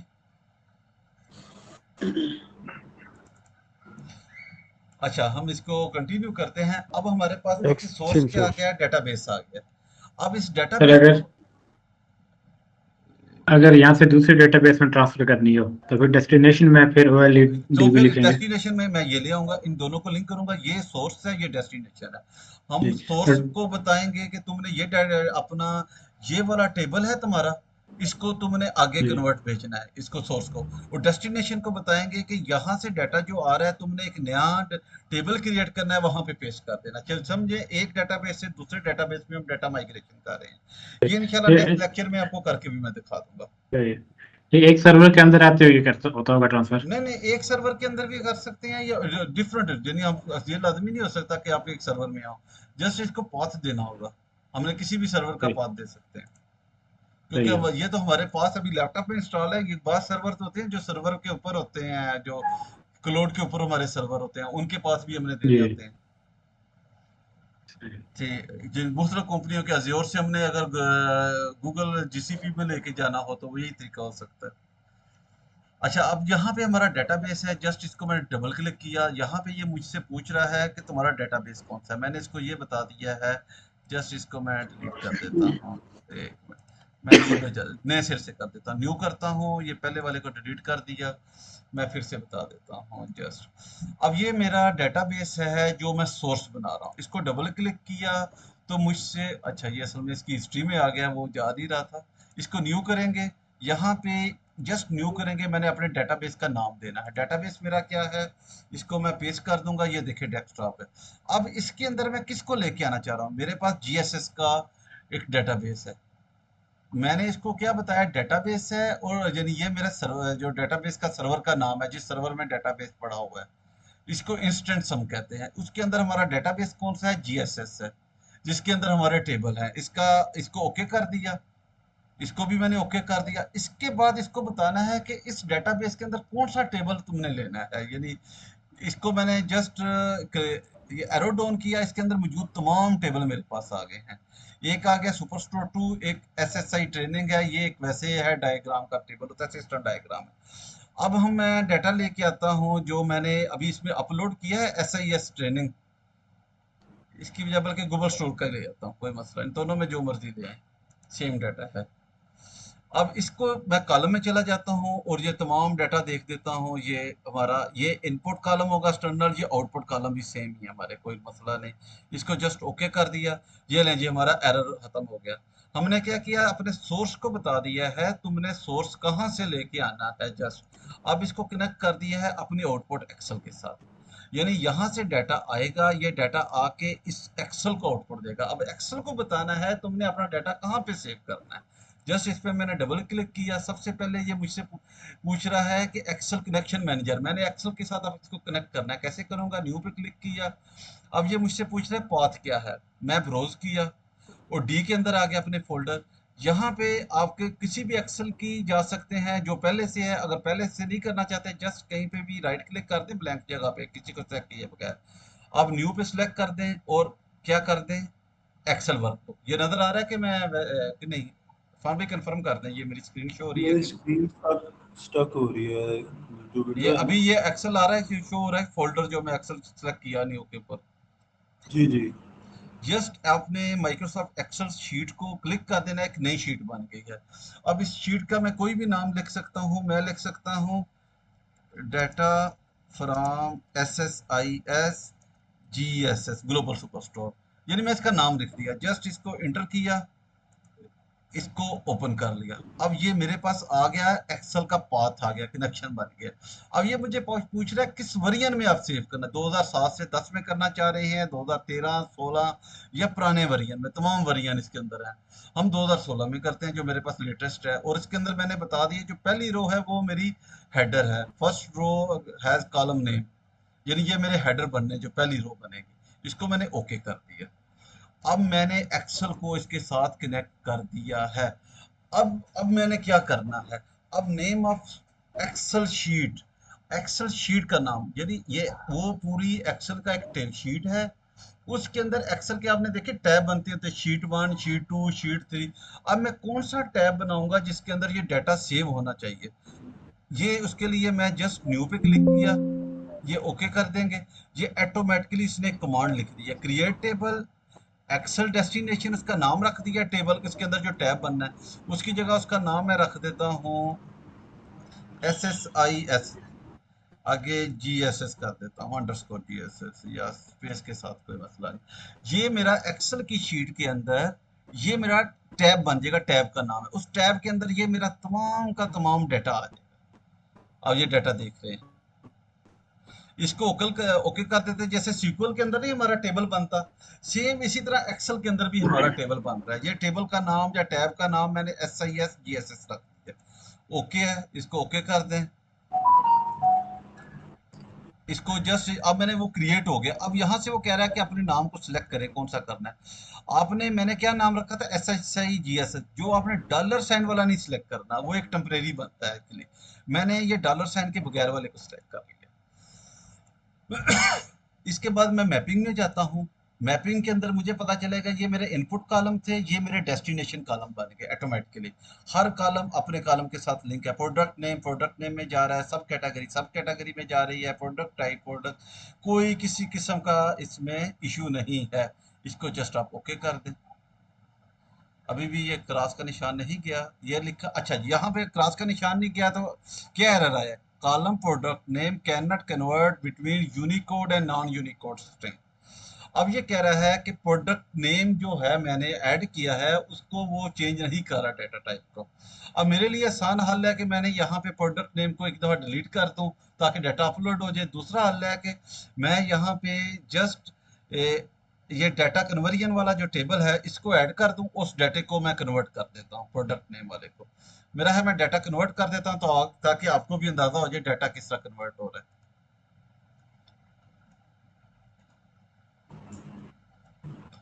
इसके ऊपर डबल क्लिक किया, यहाँ पे किस पे इशू था, प्रोडक्ट नेम के ऊपर इशू था। ये प्रोडक्ट नेम को सिलेक्ट किया। ये टेक्स्ट स्ट्रीम था, इसको वो कह रहा था यूनिकोड में करना है, यूनिकोड टेक्स्ट स्ट्रीम कर दिया मैंने, इसको ओके कर दिया। अब इसमें क्या एरर आ गया, फिर एरर आ गया, product name can not convert Unicode and data type. फिर ये इसमें क्यों एरर आ रहा है, मैंने तो इसको कर भी दिया, जस्ट ओके करता हूँ। यूनिकोड स्ट्रिंग कर दिया और इसकी लेंथ मैंने 100 कर दी, ओके किया। ये बड़ा अजीब हुआ है। अच्छा, पता है मैं गलती क्या कर गया हूँ, अब आपको मैं बता देता हूँ। ये मेरा इनपुट कॉलम क्या, मैंने आपको पहले जो बताया था प्रोडक्ट नेम है, और आउटपुट मेरा क्या बनेगा, कॉपी ऑफ प्रोडक्ट नेम। ये मैंने इसको यूनिकोड स्ट्रीम यूनिकोड में कन्वर्ट कर दिया। अब यहाँ पे जाके इसको जो एक्सेल को मैंने आउटपुट देनी है वो एक्चुअली देनी है कॉपी ऑफ उसकी देनी है प्रोडक्ट नेम की, क्योंकि ये प्रोडक्ट नेम नहीं है। आप इस पे आना, ये आना कॉपी ऑफ प्रोडक्ट नेम। इसको मैं ओके कर दूंगा। अब ये देखिए मेरा एरर चला गया। यानी थोड़ा सा आपने ध्यान रखना, जैसे डाटा आपने कन्वर्ट किया इसका मतलब है उसने उसका एक नया कॉलम कॉपी ऑफ के नाम से बना दिया। आपने डेस्टिनेशन में जो मैपिंग हुई हुई है कॉलम की, उस कॉलम को जस्ट जो नया कॉलम बना है उसके साथ आपने चेंज कर देना सिर्फ। अब ये मेरा Yes, sir. जी जो न्यू कॉलम बनता है कॉपी ऑफ जी प्रोडक्ट जी वगैरह, तो ये सोर्स के अंदर ऐड हो जाएगा कॉलम न्यू। नहीं, ये एक्चुअली सोर्स के अंदर नहीं ऐड हो रहा है। सोर्स के बाद ये आ रहा है डाटा कन्वर्जन में। डाटा कन्वर्जन यहाँ कॉलम जनरेट कर देता है उसका। वो इसके बाद एक सीक्वेंस में चलता है। ये सोर्स है, सोर्स से डाटा या डाटा कन्वर्जन में उसने एक नया कॉलम क्रिएट कर दिया, वो नया कॉलम आ जाएगा इसके अंदर। इसके अंदर जो हमारे कॉलम की मैपिंग होती है ये आपको शो होगी, ये नीचे ये ऑलरेडी हमें बता रहे हैं, ये सोर्स का जो कॉलम आ रहे हैं ये डेस्टिनेशन किस इस कॉलम के साथ मैप है, इसका डाटा कंट्री का डाटा कंट्री में जाएगा। इसी तरह प्रोडक्ट नेम का डाटा प्रोडक्ट नेम में जाएगा। मैंने जब उसका डाटा टाइप चेंज कर दिया, डाटा टाइप जो चेंज होकर नया कॉलम बना था उसका नाम था कॉपी ऑफ प्रोडक्ट नेम। अब मैंने इसको बताना है जो तुम्हारा इनपुट कॉलम है वो अब ये है, ना कि प्रोडक्ट नेम है। जैसे मैंने इनपुट कॉलम इसको चेंज किया, इसका मतलब इसका डाटा बाय टाइप क्या है, ये देखिए यूनिकोड आ रहा होगा, ये टूल टिप में शो हो रहा है यूनिकोड के लिए आपके पास सेकंड लाइन में।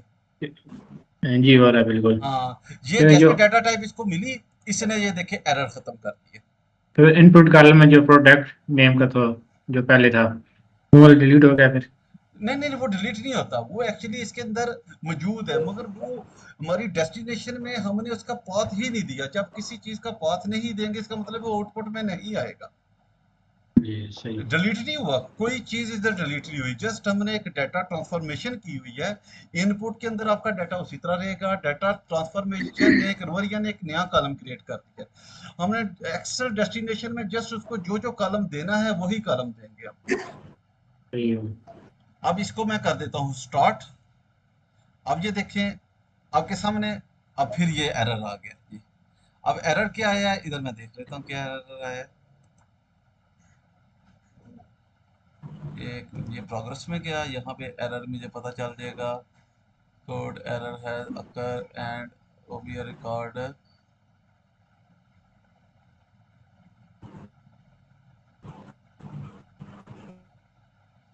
प्रोडक्ट नेम बाइंडिंग वाज था dt next cannot create a database by the column metadata is valid error। एक मिनट, ये मैं एरर को देखता हूँ जस्ट।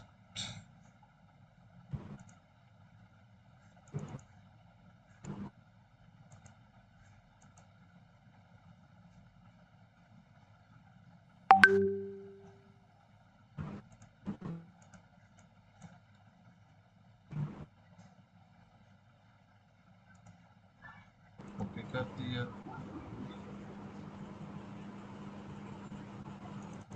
इसका नाम कॉपी ऑफ प्रोडक्ट है, ये फिर इसको टेक्स्ट स्ट्रीम में कन्वर्ट कर देता है।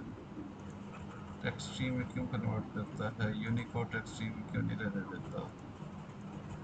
इसको ओके किया, उसके बाद यहाँ पे मैपिंग में गया मैं, कॉपी ऑफ प्रोडक्ट नेम का बाद में कॉपी ऑफ प्रोडक्ट नेम कर दिया। जस्ट इसको मैं इग्नोर कर देता हूँ, कोई मसला नहीं, अभी इग्नोर कर दिया मैंने। अभी मैं एग्जीक्यूट करता हूँ, ये रन कर दिया। अब ये देखिए पहले ये प्रोसेस मुकम्मल होगा, फिर ये होगा, फिर ये होगा, एक सीक्वेंस में चलेंगे। ये शो हो रही है स्क्रीन के नहीं? हो रही है। जी जी हो रही है। ये बस थोड़ा सा टाइम देगा। ये जितना भी मैंने सीक्वेंस किया है इसको हम ऑटोमेट हम इंशाल्लाह नेक्स्ट लेक्चर में कर आपको बताएंगे कि अगर हमने इसका एक सीक्वेंस चलाना होगा कि रोजाना सुबह इतने बजे इस पैकेज को रन करना। ये देखिए पहले इस पे ग्रीन टिक हो गया, यानी मेरा जो सोर्स से डाटा आ चुका है, अब इस डाटे को कन्वर्ट कर रहा है वो। अब डाटा कन्वर्जन अगर हो गया, इसमें कोई एरर हुआ तो ये क्रॉस हो जाएगा, ना हुआ तो ये देखिए ये मेरा बन गया डाटा। अब हमने एक्सेल की शीट क्या थी, यहाँ पे मैं अपने एक्सप्लोरर में आता हूँ, ये जस्ट ये मेरे, अब यहाँ पे मैं डी में गया। डी के अंदर मैंने क्या नाम रखा था, एक मिनट, यहाँ पे ये देखिए मॉडिफाइड डेट को मैं कर दिया डाटा फ्रॉम SISGS, यही आपको नाम रखा था। इसको डबल क्लिक करके मैं ओपन करता हूँ, फाइल अभी ओपन हो जाती है।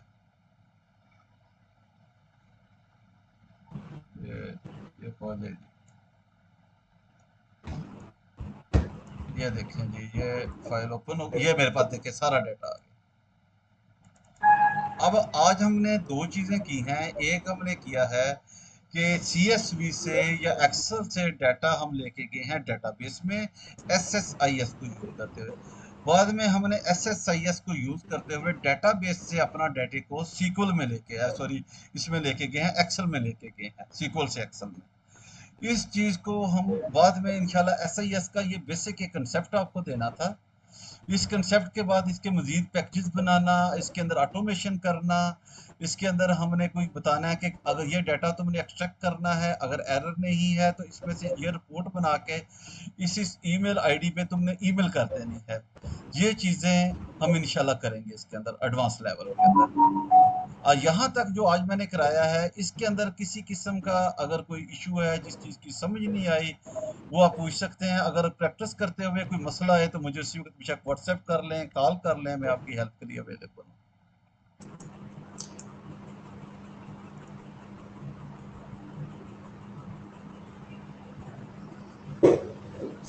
इसमें कोई सवाल किसी का भी मुझसे पूछना हो, नहीं तो कहते हैं तो फिर ब्रेक एक ले लेते हैं, उसके बाद इरफान भाई फिर से। इरफान भाई अवेलेबल है SQL की जी जी अवेलेबल जी जी पावर BI की ट्रेनिंग के लिए? ठीक है। जी अवेलेबल सर एक एक दफा विजुअल स्टूडियो क्लोज करके दोबारा स्क्रीन ओपन करके बता देंगे स्टार्ट किस तरह लेना है हमने। सॉरी, इसको SSIS का स्टार्ट? जी जी ठीक है, बिल्कुल मैं आपको बता देता हूँ। विंडो क्लोज करके। विंडो, ये मेरी विंडो है। अब इसको मैंने क्लोज जब करना है, अब एक चीज आपने याद रखनी है, इसको जब आपने क्लोज करना है तो इसको आप सेव कर लें। ये सेव का निशान है, जस्ट आप सेव कर देंगे, ये आपका सेव हो गया। जस्ट फाइल पे जाएं, इसको क्लोज कर दें, ये क्लोज हो जाएगा। Designer window can not be close while package is running. Package हमारा क्योंकि रन किया तो उसको मैंने स्टॉप नहीं किया। ये एक मिनट, मैंने स्क्रीन शेयरिंग है मेरी कि नहीं? जी सर शेयर हो रही है। ठीक है, इसको मैंने पहले स्टॉप करना है, जो मैंने पैकेज रन किया था। उसके बाद यहाँ पे जाके इसको मैं क्लोज कर दिया, ये देखिए क्लोज हो गया। अब इस तमाम से मैं एग्जिट हो जाता हूँ, ये मेरे पास एग्जिट। अब आपने क्या करना है, सिर्फ आपने लिखना है VIS, यानी विजुअल स्टूडियो के अंदर आपने जाना है। तो आपके पास ऑटोमेटिकली विजुअल स्टूडियो का ऑप्शन आ जाएगा। जो आपके पास वर्जन इंस्टॉल है वो आ जाएगा, 2008 है, वो 12 है, 15, 16 या 19, 22, 22 इसको लेटेस्ट है। आपने इसके ऊपर क्लिक कर देना है, आपके पास ये विंडो ओपन हो जाएगी जिस तरह ये ओपन है। अब इस विंडो के अंदर आप आएंगे, आप देखेंगे ये मेरे पास जो पैकेज मैंने लास्ट कोई जो भी काम किया होगा ये आपके पास शो हो रहा है। टुडे मैंने इन चीज़ों पे काम किया था, इस वीक में ये किया था, इस मंथ। अगर मैंने जिस पैकेज में लास्ट काम किया इस पर क्लिक करूंगा, मैं डायरेक्ट उसी पैकेज में उसी जगह पे चला जाऊंगा। मगर आपको भी मैंने बताना है कि हमने काम किस तरह करना है। उसके लिए हम यहाँ पे कर सकते हैं क्रिएट ए न्यू प्रोजेक्ट। अगर इस पे क्लिक करूंगा तो मैं चला जाऊंगा एक नया प्रोजेक्ट क्रिएट कर। अगर मैं चाहूँ तो इस पे कंटिन्यू विदाउट कोड पे भी मैं कर सकता हूँ। जस्ट विजुअल स्टूडियो की विंडो ओपन हो जाएगी, उसके अंदर फिर फाइल में जाके हम एक न्यू प्रोजेक्ट को करेंगे। अभी मैं कर देता हूँ कंटिन्यू विदाउट कोड पे क्लिक कर देता हूँ, ये आपके पास विंडो शो हो गई। अच्छा, मैंने आपको ये बताया था उस वक्त कि आपके पास जब आप MS मैनेजमेंट स्टूडियो इंस्टॉल करते हैं और SQL इंस्टॉल करते हैं, बेशक 2019 है या 22 है, उसके अंदर हमारी SSIS और SSRS इंस्टॉल नहीं होती। उस चीज़ को चेक करने के लिए वो इंस्टॉल है कि नहीं, आपके पास जस्ट तरीकाकार क्या है, आप यहाँ पे सर्च में भी लिख सकते हैं इंटीग्रेशन। जैसे मैंने इंटीग्रेशन यहाँ पे लिखा, यहाँ पे मेरे पास ये आ गया बिजनेस इंटीग्रेशन, ये मेरे पास आ गया। और रिपोर्टिंग का टूल लिखना है, मैं SSRS लिखूंगा तो मेरे पास ये आ जाएगा। एक मिनट, ये इंटीग्रेशन का आ गया, वो IS मैं रिपोर्टिंग लिख देता हूँ। नहीं, ये उसमें आ जाता है, मगर ये जब मैं ये देखिए इंटीग्रेशन सर्विस है, रिपोर्टिंग सर्विस भी इधर ही आ जाएगा। या मैं या अगर उसके ज़्यादा अच्छा तरीका क्या है सर्च करने का, जस्ट फाइल पे जाएं और न्यू प्रोजेक्ट में जाएं। अब यहाँ पे सर्च करेंगे, यहाँ पे आ जाएगा। जैसे मैं रिपोर्टिंग लिखता हूँ, इसमें सर ये मेरे देख, पास है ना 2008 है विजुअल स्टूडियो। उसके अंदर तो है जो तो सर वाला अगर आपने यूज किया 5.28 GB वाला वर्जन, उसके अंदर ये तमाम चीजें ऑलरेडी इसी पैकेज का हिस्सा हैं, वो इंस्टॉल है। विंडो बड़ी अजीब सी आ रही है, इसलिए मुझे समझ नहीं आ रही थी ठीक। एक मिनट, अगर आप अपनी स्क्रीन शेयर कर दें, मैं शेयरिंग रोकता हूँ, मैं अभी आपको गाइड कर देता हूँ, जी कोई मसला नहीं। ये मैंने स्टॉप शेयरिंग की, अब आप अपनी स्क्रीन जी शेयर करें।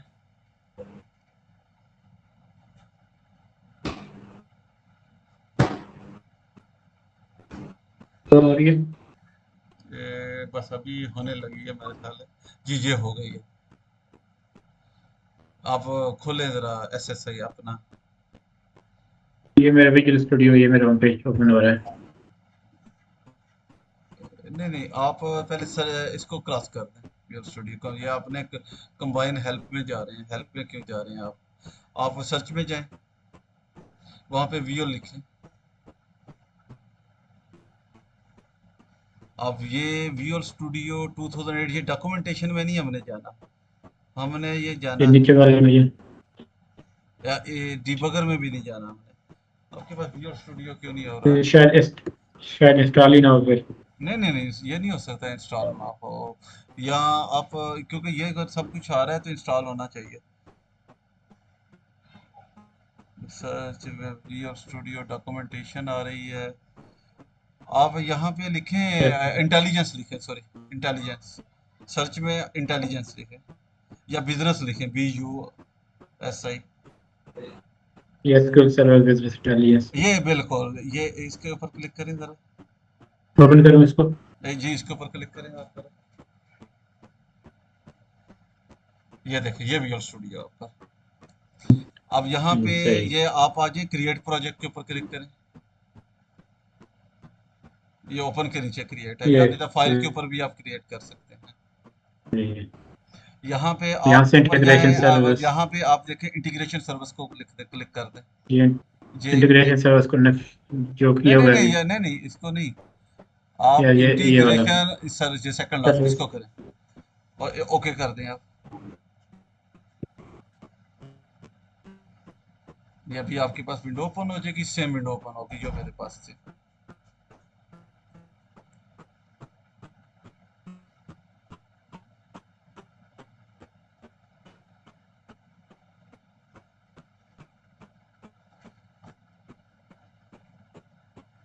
ये कंट्रोल फ्लो, ये पैरामीटर आ गया, ये टूल बॉक्स ये आ गया। करें हाँ टूल बॉक्स ओपन करें, टूल बॉक्स को क्लिक करें, बिल्कुल आपका आ गया जी। यहाँ पे सबसे टॉप पे ये देखें वो कंट्रोल, इसके ऊपर ये देखें सेंटर वाला जो नहीं निशान जो क्रॉस के साथ वाला, इसको क्लिक कर दें, ये हाँ पिन हो जाएगा आपका ये। अब यहाँ पे आप देखेंगे इसमें आ जाएगा वही ऑप्शन जो मेरे पास आ रहा था, बिल्कुल control flow, data flow. Control flow, उसके ऊपर क्लिक करें। नहीं ये नहीं, कंट्रोल फ्लो के ऊपर यहाँ पे एक आ जाएगा डाटा फ्लो का एक ऑप्शन जो मैं यूज कर रहा था, ये डाटा फ्लो टास्क की तरह है बिल्कुल। जी इसको डबल क्लिक कर दें ऐसे आप। नहीं आप कहाँ चले गए हैं, ये आप कंट्रोल फ्लो में चले, आप यहाँ पे आप डाटा फ्लो में टूल किट की तरफ आए लेफ्ट साइड पे, यहाँ पे देखें आपको नीचे जाए थोड़ा सा, डाटा फ्लो टास्क आपका इधर शो हो रहा है, सामने नजर आ रहा है मुझे। एक मिनट ऊपर थोड़ा सा करें, थोड़ा सा और इसका डी वाले डी तक जाए, डी जहाँ ये बिल्कुल डाटा ये फ्लो डेटा फ्लो टास्क, इसको टास्क। डबल क्लिक कर दें।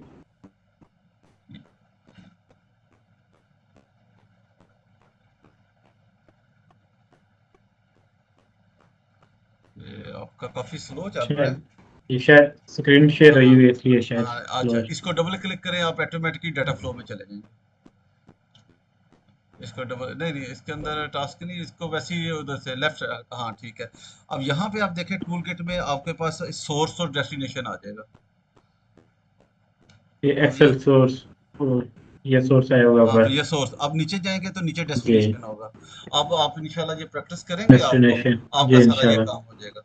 जी दरम्यान में ये ट्रांसफॉर्मेशन के हो गए। जी जी सही हो, शुक्रिया सर। कोई मसला नहीं, और किसी को अगर कोई मसला आ रहा हो तो बेशक पूछ सकता है। से इरफान भाई, ये अगर हम ये 2022 वाला करें ज्यादा बेहतर नहीं है या 2008 में ही करेंगे? असल में 2012 के बाद वरीयन के बाद यासीन बाद इस तरह हुआ था कि कुछ इसमें जो फंक्शन होते हैं हम इनको विंडो फंक्शन कहते हैं, जिसके अंदर हम डाटे को कंबाइन कर सकते हैं, इकट्ठी एक ही कमांड लिख के एक ही जगह पे इनको कंबाइन, इस तरह की कुछ चेंजिंग की हुई हैं जो 2012 के बाद की हैं। मगर हमारे पास एक्चुअली जो 2008 के अंदर भी सारा काम हो जाता है, मगर जो यूजर फ्रेंडली बनाया गया, हर दफा जो नया वर्जन आता है एक्चुअली इसका मकसद क्या होता है, न्यू फीचर ऐड करना और यूजर फ्रेंडली करना, मगर उसको समझने में भी उतना ही टाइम लगता है। मगर वो कर लें 2012 के बाद वाला कोई भी वर्जन नया, तो वो आपके लिए तकरीबन सेम होगा। जितना लेटेस्ट वर्जन है इसका मतलब है उसके अंदर इतने ही ज्यादा नए फीचर हैं, उनको फिर समझना उतना पड़ता है। ठीक है। और अहमद भाई आपको कोई मसला मसाइल आया हुआ? जी उमेर भाई। सॉरी सर, उसी वक्त काम था अभी। अच्छा नहीं इमरान भी, थैंक यू सो मच। ठीक हो गया। मेरा ख्याल है कि अभी फिर ब्रेक ले लेते हैं 15-20 मिनट की नमाज की। तो उसके बाद पावर बीआई की ट्रेनिंग इरफान भाई शुरू कर देंगे तो वो हम आधे घंटे में कर लेंगे, क्योंकि ये मेरी ट्रेनिंग ही काफ़ी टाइम ले गई है।